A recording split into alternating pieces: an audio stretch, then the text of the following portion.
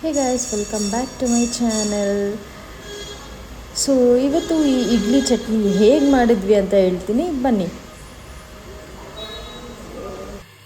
ನೋಡೋದಲ್ಲ ಎಷ್ಟು ಸಾಫ್ಟಾಗಿದೆ ಇಡ್ಲಿ. ಸೊ ಇಲ್ಲಿ ಚಟ್ನಿ ಮಾಡೋಕ್ಕೆ 4 ಮೆಣಸಿನ್ಕಾಯಿ, ಒಂದು ಸ್ವಲ್ಪ ಕರಿಬೇವಿನ ಸೊಪ್ಪು, ಪುದೀನ ಮತ್ತು ಕಡಲೆಬೀಜನ ಹುರಿದಿಟ್ಕೊಂಡಿರೋದು, 2 ಇಡಿ ಆಗೋಷ್ಟು ಕಡಲೆಪಪ್ಪು, ಒಂದು ಸ್ವಲ್ಪ ಹುಣಸೆಹಣ್ಣು.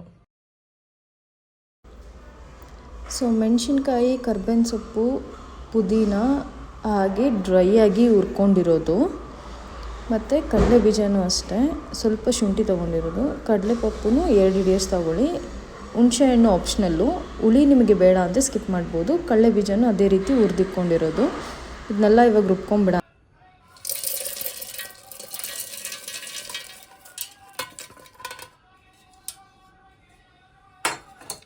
ಸೊ ಇದಕ್ಕೆ ಒಂದು ಸ್ವಲ್ಪ ಉಪ್ಪು ಸೇರಿಸ್ಕೊಬೇಕು.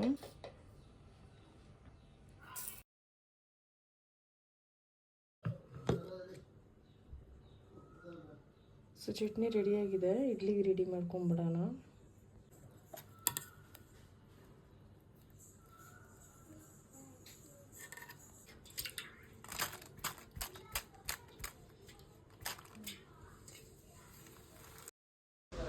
ಒಂದ್ಸಲ ಈ ಥರ ಪೇಪರ್ ಇಟ್ಟು ಹಾಕಿ ಇಡ್ಲಿ ಮಾಡಿ ಟ್ರೈ ಮಾಡಿ ನೋಡಿ, ಇಡ್ಲಿ ಸಾಫ್ಟಾಗಿ ಬರುತ್ತೆ.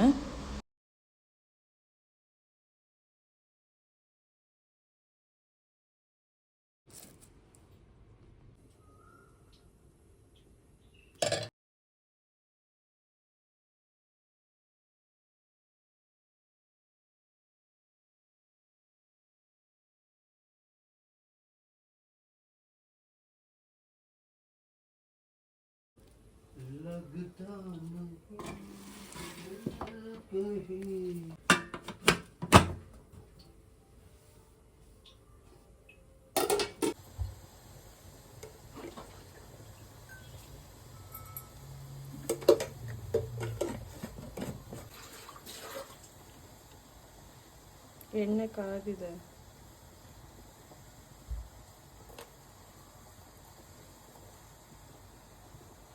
ಇದು ಚಟ್ನಿಗೆ ಒಗ್ಗರಣೆ ಹಾಕ್ತಿರೋದು.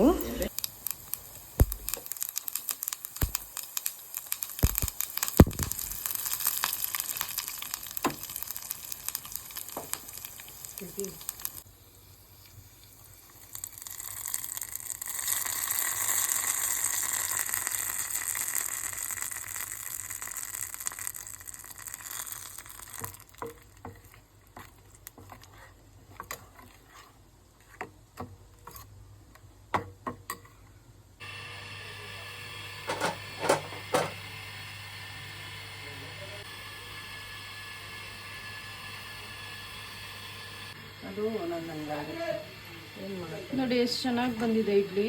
ಸೊ ಪೇಪರ್ ಹಾಕಿ ಆ ಥರ ನೀವು ಟ್ರೈ ಮಾಡಿ.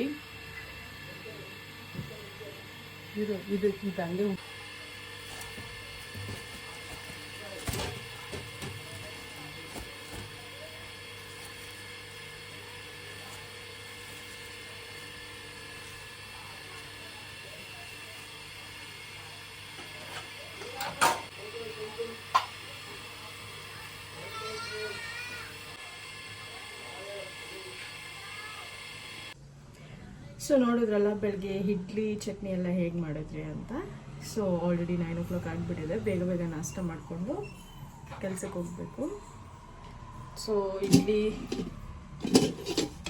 ಮಾಡಿಟ್ಟಿದ್ದಾರೆ. ಸೊ ಇಡ್ಲಿ ನಾನು ಒಂದು 4 ತಗೋತೀನಿ.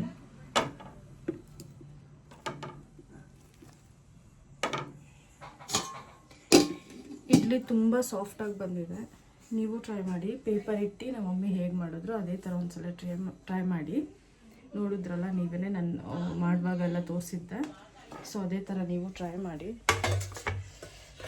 ಸೊ ಇಡ್ಲಿಗೆ ಚಟ್ನಿನೂ ರೆಡಿ ಇದೆ.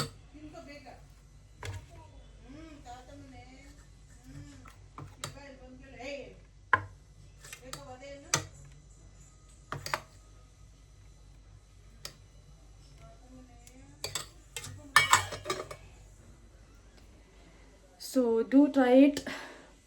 ಟ್ರೈ ಮಾಡಿ ಇಡ್ಲಿ ಹೇಗೆ ಬಂತು ಅಂತ ಕಮೆಂಟ್ ಮಾಡಿ. ಟೇಕ್ ಕೇರ್, ಬಾಯ್.